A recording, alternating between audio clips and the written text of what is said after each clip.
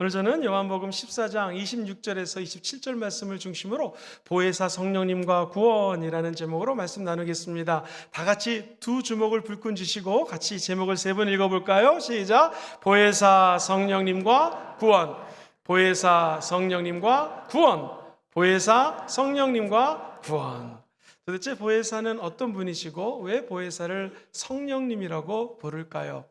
먼저 지난주에 말씀드렸던 것처럼 우리 예수 믿는 사람들은 마음으로 믿어 의에 이르고 입술로 시인해서 구원을 받습니다. 이것을 우리는 하나님의 작품이라고 표현해요. 구원은 하나님의 작품입니다. 시작! 구원은 하나님의 작품입니다. 하나님이 만든 작품은 아무도 손을 댈 수가 없습니다.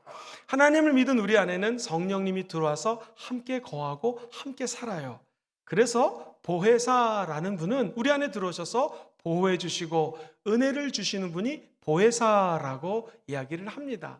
신학자들은 보혜사를 5가지로 표현을 해요. 첫 번째, 한번 저를 따라해 보실까요? 위로하시는 분입니다.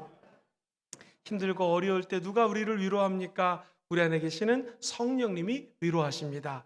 두 번째, 중보기도 해주십니다. 중보기도 해주십니다. 중보자라고 이야기를 하죠. 성령은 우리 안에 들어와서 힘들고 어렵고 외로울 때 마음을 쓰다듬어 주시고 중보기도 해주시는 분이 바로 여러분 안에 계시는 성령님이십니다. 세 번째, 한번 저를 따라해 볼까요? 탄원해 주십니다. 탄원해 주십니다. 성경에 보면 로마서 8장에 우리 안에 계신 성령님이 우리의 연약함을 도와주시고 말할 수 없는 탄식으로 우리 안에서 대신 기도해 주세요. 그래서 성령님을 탄원해 주시는 분이다 라고 표현을 합니다. 네 번째, 한번 따라해 보시죠. 돕는 분입니다. 힘들고 어려울 때 우리를 전심으로 도와주시는 분은 여러분 안에 계시는 성령님이라는 것이죠. 마지막, 상담자가 되십니다. 상담자가 되십니다. 그래서 이 보혜사라고 하는 말을 대부분 영어 성경에는 카운셀러, 상담자라고 표현을 했습니다. 목사님께, 교구장님께, 원리더님께 상담받는 것도 좋죠. 그러나 우리 안에 계시는 성령님이 저와 여러분들을 보호해 주시고 끝까지 상담해 주셔서 의의 길, 올바른 길로 인도해 주실 줄 믿습니다. 이게 보혜사라는 뜻이거든요. 저는 보혜사를 설명할 때마다 잊혀지지 않는 선교사님의 간증이 있습니다. 아프리카에 가서 제일 힘든 사역 중에 하나가 이 하나님의 말씀을 그 나라 말로 번역하는 거예요. 보혜사라는 말을 번역해야 되는데 아무리 연구를 해도 그 나라 말로 번역할 수가 없습니다. 그래서 젊고 똑똑한 사람들, 유능한 사람 불러서 물어봅니다. 보혜사라는 것이 이런 뜻인데 어떻게 내가 번역할까요? 그랬더니 그 젊은 사람들이 박수를 치면서 선교사님, 우리나라에도 이 말이 있습니다 그러는 거예요. 뭐라고 번역합니까? 했더니 좀 길대요. 들어보세요. 우리 옆에 와서 납작 엎드려 계신 분, 그런 뜻이래요. 아니 무슨 보혜사가 우리 옆에 와서 납작 엎드려 계시는가 했더니 이야기인즉 아프리카의 사하라 사막 같은 경우에는 먼 곳을 여행하다 보면 낮과 밤 기온 차이로 죽기도 합니다. 그런데 여행객이 또는 일 때문에 어려운 길을 가던 사람이 산이나 사막에서 쓰러져 있습니다. 그러면 누군가가 잽싸게 와서 먼저 납작 엎드립니다. 그리고 자기 체온으로 지금 죽어져가는 힘든 사람을 같이 체온으로 덮여줍니다. 언제까지? 이 사람이 회복될 때까지. 내가 갖고 있는 밥을 주고 떡을 주고 음료를 주고 포도주를 나눠 마십니다. 언제까지? 이 사람이 함께 걸을 수 있을 때까지 계속 엎드려 계시는 고마운 분이 있는데 우리는 그런 분을 우리 옆에 와서 납작 엎드려 계신 분이라고 얘기를 합니다. 해서 그 나라는 보혜사란 단어가 어떻게 번역됐을까요? 우리 옆에 와서 납작 엎드려 계신 분이라고 번역이 됐다고 합니다. 저는 그 얘기를 들을 때마다 맞습니다. 성령님은 어떤 분이신가? 우리가 힘들고 어렵고 쓰러질 때마다 고아처럼 내버려 두지 아니하시고 우리 옆에 와서 납작 엎드려 계시는 분이 바로 보혜사입니다. 이것을 헬라어는 파라클레토스라고 하고요. 이것을 번역할 때 우리 예수님이 내가 너에게 또 다른 보혜사, another counselor, 즉 예수님과 동일하신 삼위일체 하나님이신 성령님을 저와 여러분들에게 보내주신다는 것입니다. 그분이 저와 여러분들을 통하여 구원 사역을 이루시는다라는 것이죠. 보혜사 성령님은 어떻게 우리의 구원을 이뤄 가실까요? 2가지 큰 게 말씀을 드립니다. 첫 번째, 지적인 영역이에요. 성령님은 깨닫게 하십니다. 시작! 성령님은 깨닫게 하십니다. 오늘 보면 26절을 보니 보혜사, 곧 아버지께서 누구의 이름으로? 내 이름, 예수의 이름으로 보내실 성령, 그가 너에게 모든 것을 가르치신다고 얘기합니다. 성령님은 모든 것을 가르치십니다. 시작. 성령님은 모든 것을 가르치십니다. 지금도 성령님은 끊임없이 가르치세요. 목사님 설교를 통하여 성경을 읽으면서 깨닫게 되죠. 아, 하나님이 나를 부르셨구나. 콜링, 소명이라고 합니다. 부르셨군요. 그리고 나를 born again, 거듭나게 해주셨군요. 예수 믿고 난 다음에 힘들고 어렵지만 그때마다 양자 삼아주셔서, 즉 아들, 딸 삼아주셔서 아들처럼 딸처럼 품어주시는군요. 죄를 졌지만 하나님과 연합되게 하시고 하나님과 화평하게 하시고 하나님이 하셨군요 라는 것을 가르쳐 주십니다. 제가 드렸던 지금까지 말씀은 인간이 할 게 하나도 없네요. 하나님이 전적으로 하신 거니까 우리는 그냥 믿기만 하면 됩니다. 그래서 구원은 마음에 믿어 의에 이르고 입술로 시인해서 구원을 받는 것입니다. 그런데 우리 하나님이 구원의 작품을 만드실 때는요, 하나님과 인간이 함께 동역할 수 있는 걸 열어놓으셨어요. 제가 말씀드렸던 것처럼 부르시고 구원해 주시고 연합시켜 주시고 하나님과 용서했기 때문에 하나님과 하나가 된 모든 것들은 과거적 구원, 예전에 한번 구원을 받았다면 이제 현재 우리 삶 현장에서 성령님이 저와 여러분들에게 구원을 베푸시고 이루어 주신다라는 거예요. 계속해서 성령님은 말씀하시고 가르쳐 주시고 깨닫게 해주신다라는 것입니다. 이것을 좀 어려운 말로 예수님을 닮아가는 일련의 신앙의 여정을 한번 따라볼까요? 성화, 거룩하게 변화되는 거예요. 우리 하나님의 뜻이 무엇인지 먼저 성경 말씀을 통해서 알려드립니다. 데살로니가전서 4장 3절, 하나님의 뜻이 무엇일까? 시작. 하나님의 뜻은 이것이니 너희의 거룩함이라, 곧 음란을 버리고. 주님 말씀하셨습니다. 그렇습니다. 성화는 무엇인가? 예수님을 닮아가면서 점점 거룩해져 가는 것입니다. 목사님, 제가 성경을 많이 공부해가지고 이제 성경을 박사할 정도로 많이 압니다. 알았다고 구원받는 거 아닙니다. 목사님, 제가 마음이 뜨거워졌습니다. 불을 받았습니다. 좋죠. 근데 이것으로 구원이 끝나는 거 아닙니다. 구원은 전인격적으로 암과 또한 내 감정적으로, 한번 따라해볼까요? 행동으로 옮겨져야 됩니다. 시작. 행동으로 옮겨져야 돼요. 이걸 주님이 끊임없이 저와 여러분들에게 알려주는 거예요. 즉 지정의 모두 변하는 것이 구원이라는 것입니다.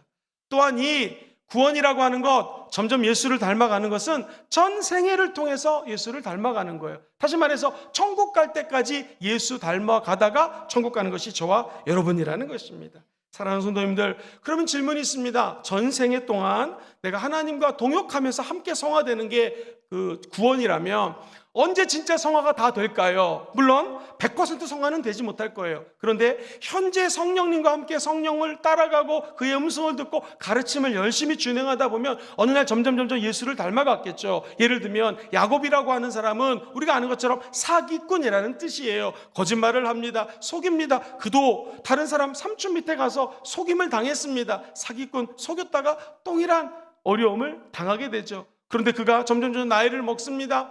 때는 이제 애굽의 바로 왕에게 가가지고 내가 지나온 험난한 시간을 돌이켜보니 당신에게 축복할 수밖에 없는 그런 삶을 살았던 것을 내가 고백하오. 그러면서 세상에 오늘날 세계 최대 강국의 대통령에게 누가 안수기도 하겠습니까? 근데 야곱이라고 하는 사람은 바로의 머리에 한번 손을 얹고 축복합니다. 기도합니다. 그게 뭐예요? 거짓말장이었지만 130년을 살다 보니 점점 하나님을 닮아가게 되었다는 것이죠. 우리도 마찬가지입니다. 천국 가는 날까지 하나님을 닮아가는 것을 성화라고 그래요. 그런데 언제 진짜 성화가 이루어지는가? 언젠가 우리 육신의 몸을 벗고 천국에 가겠죠. 그때는 육신의 모든 유혹과 육신의 것을 던져버렸기 때문에 정말 하나님을 닮아가는, 따라해볼까요? 영화의 단계에 들어가는 거예요. 그때 진정한 성화가 이루어지게 될 줄 믿습니다. 사랑하는 성도님들, 기억하십시오. 우리 성령님이 가르쳐 주십니다. 하나님이 과거에 베푸셨던 모든 은혜, 구원의 은총은 믿으면 됩니다. 그런데 이제 성령님과 함께 걸어가시면서 이 성화의 과정을 다 함께 걸어가시게 되기를 주의 이름으로 축원드립니다. 과연 우리 인간이 예수님을 끝까지 닮을 수 있을까? 어렵겠죠. 그런데 비슷하게 살아갔던 사람들이 있어요. 스데반 집사님, 예수 열심히 믿으라고 전도했는데 갑자기 사람들이 돌을 던지면서 스데반 집사님을 죽입니다. 그때 스데반 집사님 하늘의 보좌 우편에 앉아 계신 예수님을 바라봅니다. 그리고 그의 입에서 나오는 말은 마치 예수님처럼, 예수님, 하나님, 저들이 지금 하는 일을 모르오니 저들의 죄를 용서해 주세요 라고 기도하면서 스데반 집사님은 순교하십니다. 예수님을 닮아가는 것이죠. 사도 바울은 자랑할 게 많습니다. 남보다 뛰어난 게 많습니다. 공부도 많이 했습니다. 그리고 가마리엘 학폭이라고 하는 것은 오늘날 치면 하버드대, 예일대, 옥스퍼드 대학교 최고의 학문을 전수받은 사람입니다. 로마 시민권자예요. 근데 이 모든 것들은 다 아무것도 아니고 예수 그리스도를 아는 것이 가장 고상한 지식인 것을 깨닫게 됩니다. 그리고 내가 자랑했던 모든 것들은 배설물로 여긴다고 이야기를 합니다. 왜 그럴까요? 예수를 닮아가는 것이 너무나 소중하기 때문에 다른 것들은 다 잊어버리고 예수 닮아가는데 올인했다라는 것입니다. 사랑하는 성도님들, 한 젊은 청년이 미국에서 태어납니다. 그의 이름은 데이비스 브레이너드라고 하는 분입니다. 이분이 1718년도 24살 때에 인디안들, 그 당시 인디안들은 아주 험난한 선교지였습니다. 그 선교지로 파송받아 들어갑니다. 24살부터 29살 5년 동안 영적인 일기를 남깁니다. 칼의 위협, 활의 위협, 창에 찔리고 죽을 고비를 넘기면서 인디안들에게 복음을 전하고 100명이 넘는 성도들을 예수 믿게 했습니다. 교회가 세워졌습니다. 그러나 그는 악한 질병에 걸려서 29살에 죽게 됩니다. 여러분, 29살 청년이 죽습니다. 그러나 그가 적어놨던 일기는 오늘날도 성령 충만함을 사모하는 자들에게는 큰 안내의 길이 되는 것이죠. 저와 여러분들이 언젠가는 이 땅에서 육신의 옷을 던져버리고 죽게 될 것입니다. 그때 필요한 것이 구원입니다. 그 구원을 알려주시고 구원의 여정에 함께 걸어가시는 분이 우리 안에 계신 성령님이라는 거 잊지 않게 되기를 주의 이름으로 축원드립니다. 현대의 시드니 지사장으로 발령받은 젊은이가 있었습니다. 가서 26명 순복음교회가 막 개척을 해서 시작했는데 주의 종이 없어요. 이 시드니 지사장, 현대 지사장이 마침 신학을 했길래 주의 종이 되달라고 간곡히 얘기합니다. 40일 금식하시고 그 좋은 세상짜리를 던져버리고 시드니 순복음교회 담임 목사님이 되십니다. 하나님이 그를 축복해 주셔서 세상에 5,000명의 성도로 부흥이 됩니다. 34개의 시드니뿐만 아니라 호주, 오세아니아, 뉴질랜드, 피지까지 지교회를 세우십니다. 그 큰 종이 돌아가시기 얼마 전에 전화가 왔습니다. 김 목사, 우리 딸이 셋이 있고 막내 아들 막둥이가 있는데 늦게 난 늦둥이가 장가를 가니 김 목사님이 오셔서 주례를 해주십시오. 목사님 병원에 아파서 병원에 계십니다. 제가 순종하고 비행기를 타고 결혼식 주례만 하고 다시 서울로 왔어요. 목사님께 제일 먼저 달려가서 인사를 드렸더니 환자십니다, 아프십니다. 그분이 저를 보더니 웃으시면서 김 목사, 호텔은 어디를 예약했고 어디 가서 밥을 먹고 어떤 장로님이 점심을 사주기로 하셨고 본인이 아파 죽어가는데 이 후배가 아들 주례하러 왔다고 이것저것 신경 써주시는 거 보면서 제가 마음속으로 많이 눈물이 났습니다. 저에게만 그런 것이 아닙니다. 정말 예수님처럼 힘든 성도, 우는 성도, 비자가 없어서 빌라우드라고 하는 감옥에 갇히면 제일 먼저 달려가서 안수기도 해주셨던 그런 예수님을 닮아가는 사람들이 있다라는 것이죠. 바라기는 성령님이 저와 여러분 안에 들어와서 끝까지 복음의 진리를 알려주시고 예수 닮고 닮아서 예수와 거의 비슷한 모습으로까지 성화되시기를 주의 이름으로 축원드립니다. 오늘 예수 닮기 원하시는 분들은 한번 아멘 해볼까요? 방법이 있습니다. 두 가지를 동시에 하면 돼요. 한번 따라해 볼까요? 죄는 죽이고, 시작! 죄는 죽이고, 은혜는 살리고 시작! 은혜는 살리고. 너무 좋아하십니다. 이거 많이 듣던 건데요. 살리고 죄는 어떻게 해요? 죽이고, 은혜는 살리고. 동시에 해야 돼요. 죄는 무엇입니까? 영성운동가들은 6가지를 뽑아요. 먼저 죄 중에 제일 큰 죄가 게으름이에요. 가장 강력한 원수가 게으름입니다. 예수 믿으려면 부지런해야 됩니다. 기도하고 말씀 읽고 하나님 전에 나와서 예배드리는 거 부지런해야 돼요. 마귀는 끝까지 게으르라고 얘기합니다. 이 원수와 싸워 승리하시게 되기를 주의 이름으로 축원드립니다.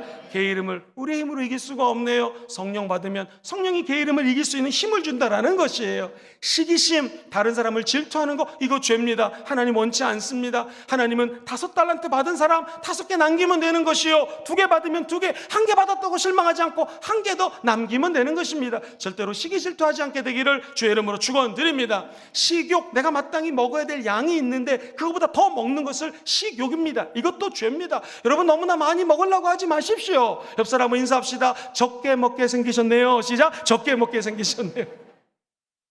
제가 옆 사람하고 인사시키면 졸랑말랑하는 사람이 있어가지고 인사시키는 거라고 생각하면 딱 맞습니다. 여러분, 내가 먹어야 될 것보다 더 먹는 거 식욕이고요. 더 먹다 보면 우리 안에 욕심이 생길 수 있습니다. 성욕, 부부간에 결혼한 사람끼리 성생활하는 거, 이거 하나님의 은혜죠. 그러나 이거 벗어난 것들은 다 죄입니다. 이거 예수 그리스도 이름으로 다 예수의 함께 이름으로 싸워서 승리하시기를 주의 이름으로 축원드립니다. 특별히 요즘엔 핸드폰, 컴퓨터 보시면서 나쁜데 동영상 들어갈 때마다 여러분 예수 피를 뿌리시고 그 자리에서 나오시기를 바랍니다.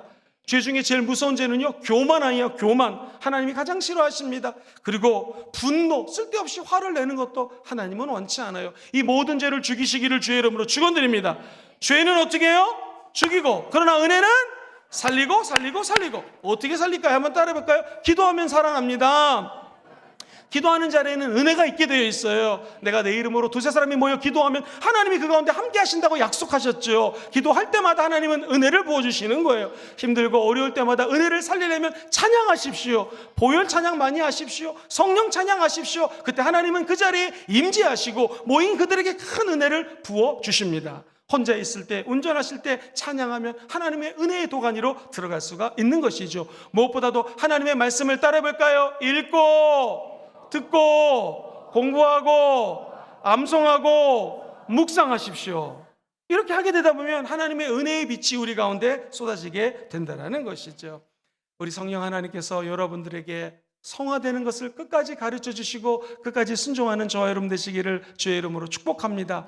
그렇게 성화가 되고 예수를 닮고 은혜를 받지만 세상에서 넘어질 때가 있어요. 다시 세상으로 돌아갈 수가 있습니다. 많은 분들이 물어봐요. 목사님, 교회 열심히 다녔던 사람인데 다시 세상으로 돌아간 사람 맞습니다. 심지어 이단에 빠지는 경우도 많습니다. 그리고 예수 열심히 믿었던 사람들이 흥청망청 사는 것도 제가 봤습니다. 이거 어떻게 해석할 수 있겠습니까? 사랑하는 성도님들, 우리는 다 연약하기 때문에 넘어질 수 있습니다. 그런데 오늘 성경 본문 말씀을 보니 이 요한복음 26절에 보면은 이렇게 표현을 하고 있죠. 14장 26절 같이 한번 띄워주시겠습니까? 시작.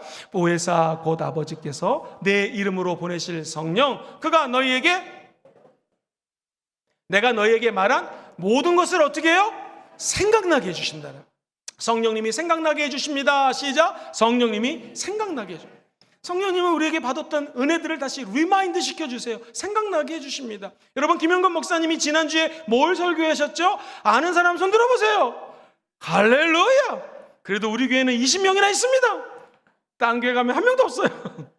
다 까먹죠. 근데 기도하면 성령님이 생각나게 해주신다라는 거예요. 설교 말씀도 성령이 나에게 부어줬던 은혜들도 생각나게 해주시는 거, 이게 은혜라는 것입니다. 베드로가요, 젊은 여자 앞에서 그렇게 사랑하는 예수님을 3번이나 부인합니다. 나 모른다고. 그런데 예수님께서 네가 닭이 울기 전에 나를 3번 부인하리라는 말씀이 생각났어요. 그 말씀이 생각나니까 회개하고 통곡하고 자복하는 것이 성경에 기록되어 있습니다. 우리도 세상으로 나갈 수 있습니다. 어떤 사람은 초등학교 열심히 있다가 중학교부터 교회 안 다니는 애들이 있고요. 중학교 때 막 방언받고 뜨거웠다가 고등학교 때 공부한다고 학원 간다고 교회 안 다니는 사람들이 있고요.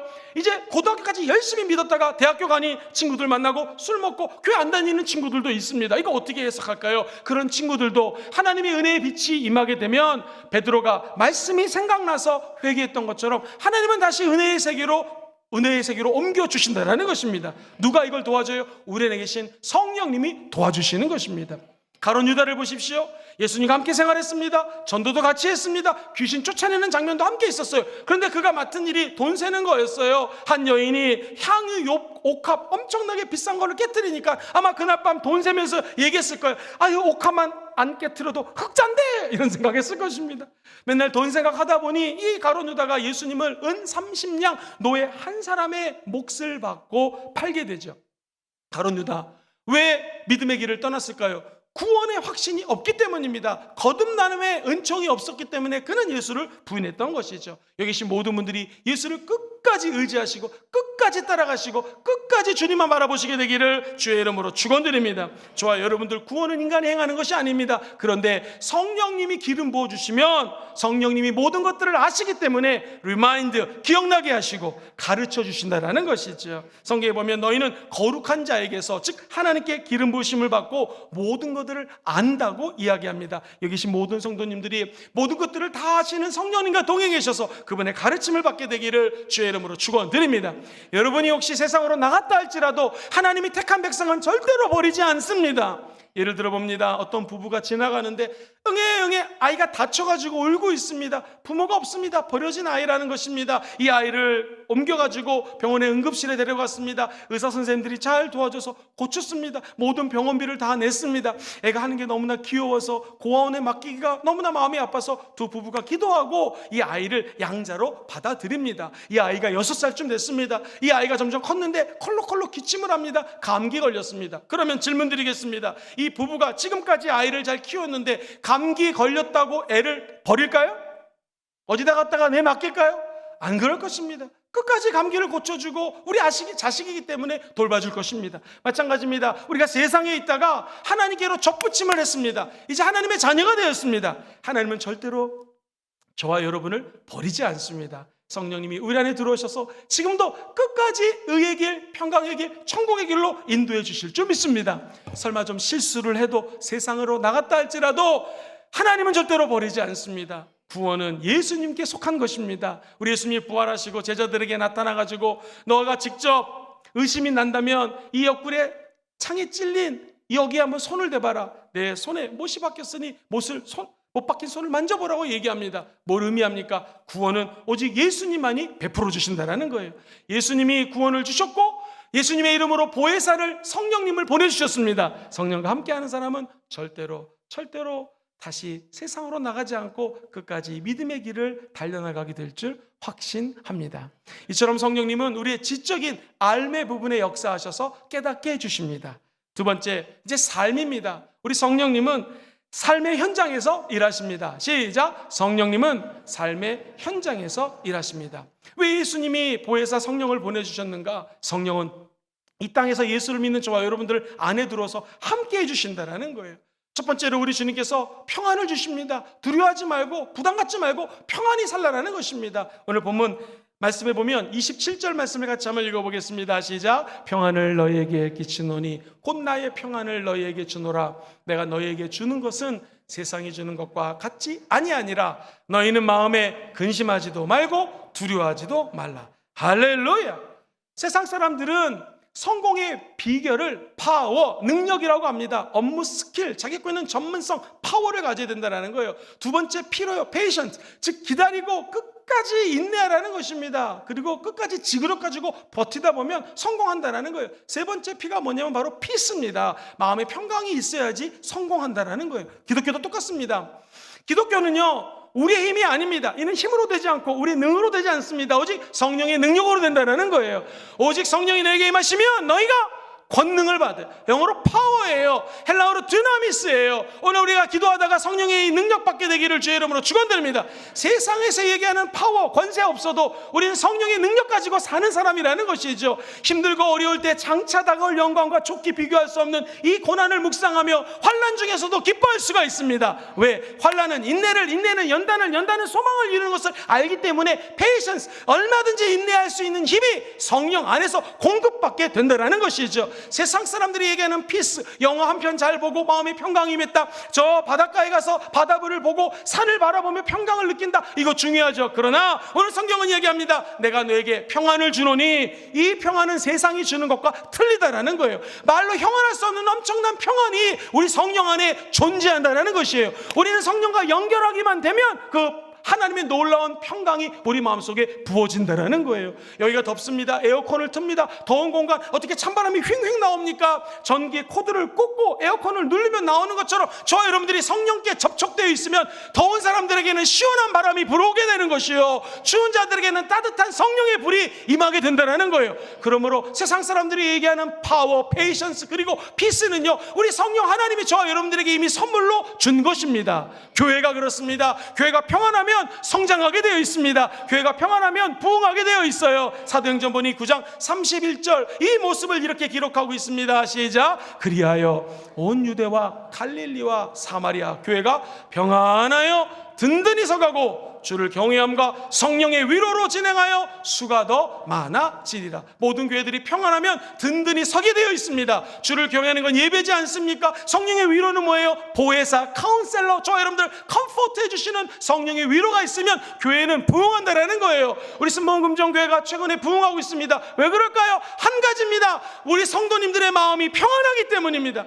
이 평안은 사람이 부어주는 게 아니에요. 성령이 우리 마음속에 평안을 부어주셔야 되는 것입니다. 우리 삶의 현장에서 평안이 임하면 구원을 이루는 하나님의 약속을 성취하게 된다라는 것이죠. 바라기는 우리 순복음금정교회 날마다 성령의 바람이 불어서 평안함의 역사하시기를 주의 이름으로 소망합니다. 예배 드릴 때마다 성령이 임하고 성령님의 위로로 말씀 그대로 사람의 수가 늘어나는 이런 부흥이 임하게 된 줄 믿습니다. 이사야서에 보면 9장 6절에 우리 하나님의 아들 예수님을 나의 평강의 왕이라고 이야기합니다. 한 아이가 우리에서 낳고 한 아들을 우리에게 주신 바 되었는데 그의 어깨는 정사를 메었고 그의 이름은 기묘자라 모사라 전능하신 하나님이라 영존하시는 아버지라. 맨 밑에 줄 시작.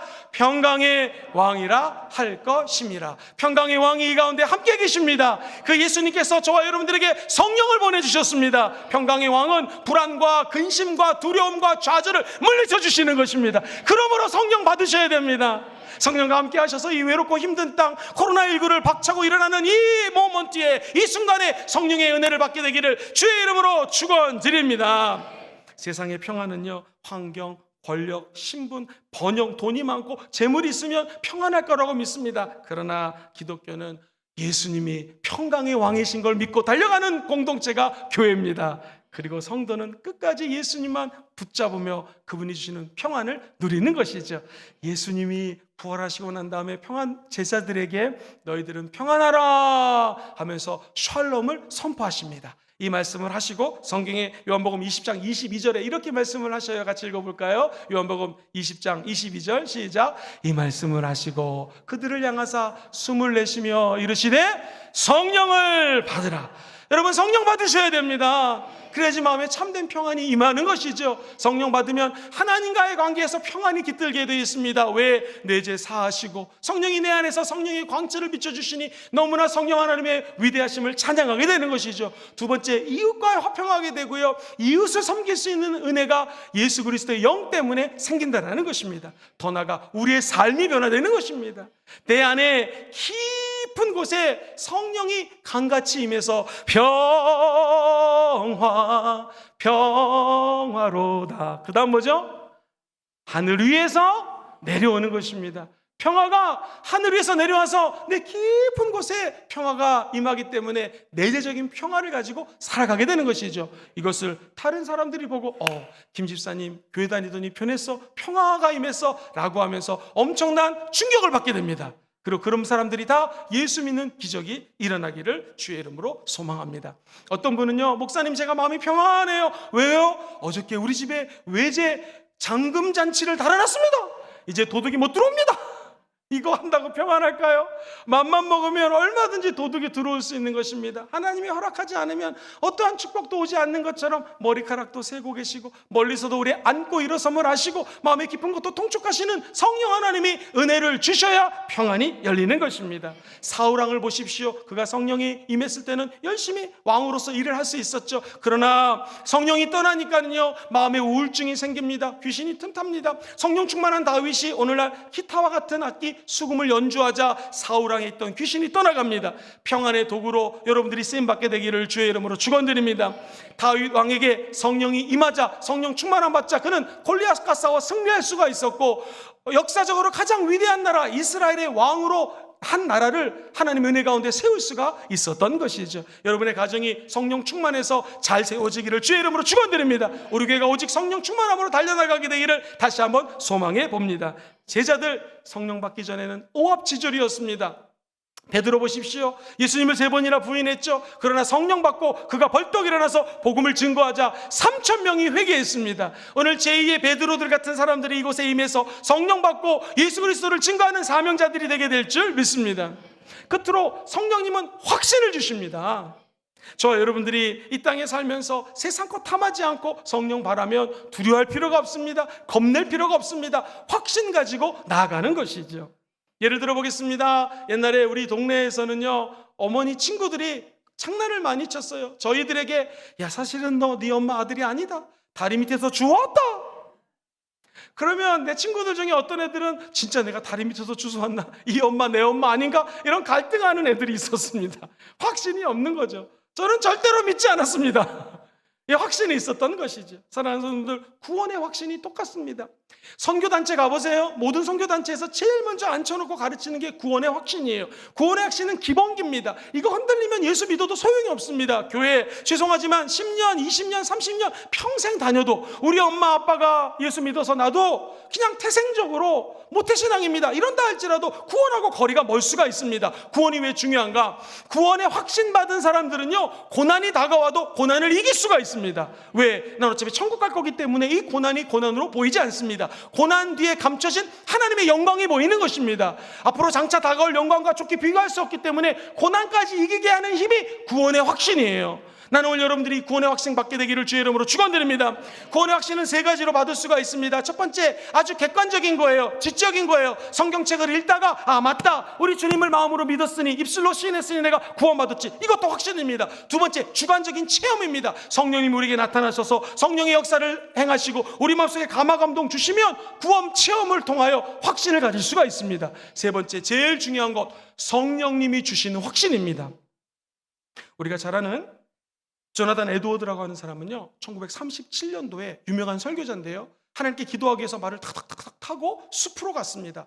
오늘날로 치면 기도원에 간 거예요. 기도원에 가는 마음으로 말을 타고 딱 내렸는데 기도하는 순간에 갑자기 하늘문이 열리더니 예수 그리스도 하나님의 아들의 모습이 나타납니다. 1시간 동안에 그의 임재 앞에 벌벌 떨면서 구원의 확신을 갖게 되었다는 것입니다.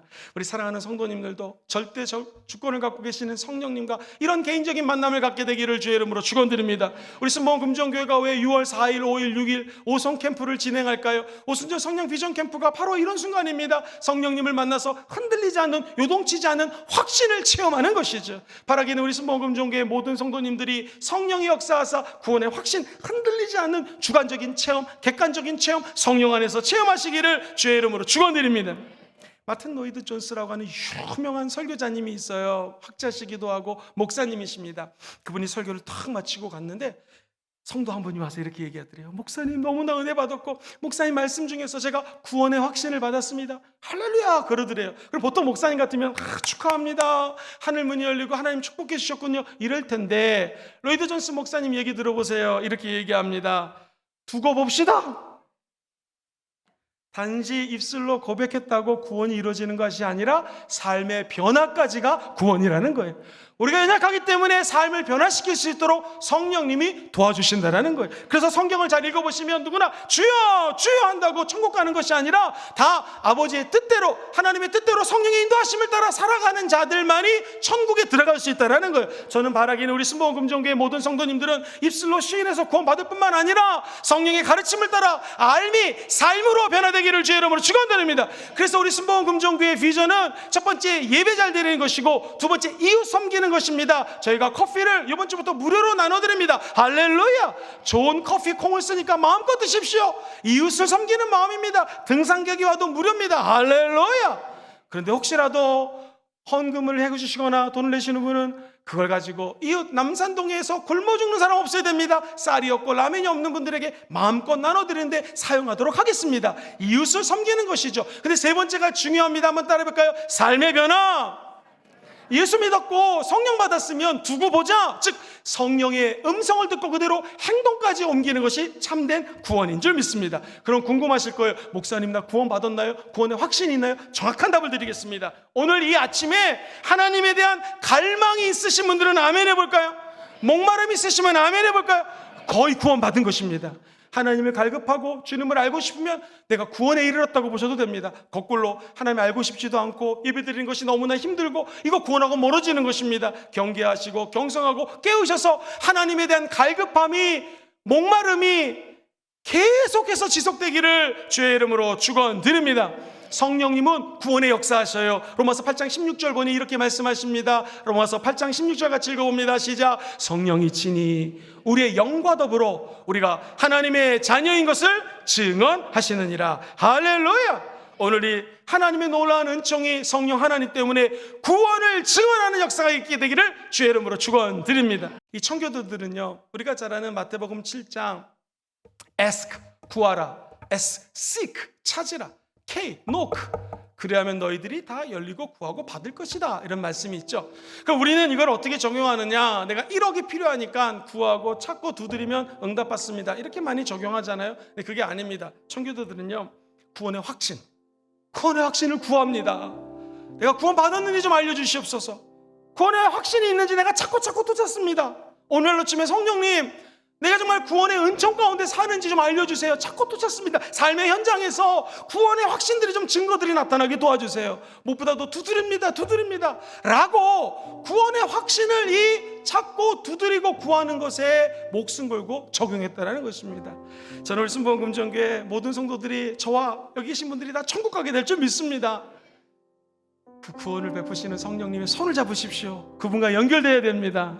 수돗물을 틀면은요, 수돗물이 콸콸콸 나옵니다. 그런데 서울 같은 경우에는요, 한강과 그 수원지와 관이 연결되어 있어요. 파이프가 연결되어 있습니다. 저 수원지에 있는 물은요, 측량할 수 없는 만큼 많습니다. 우리가 여기서 예배드리면서 졸졸 받는 물 갖고 만족하지 마시고, 한량없는, 측량할 수 없는 성령의 수원지와 저와 여러분들이 파이프가 연결되어야 됩니다. 그것이 바로 기도입니다. 찬양입니다. 말씀을 통하여 수원지 되시는 성령님과 연결되는 것입니다. 그래서 예배는 소중한 것입니다.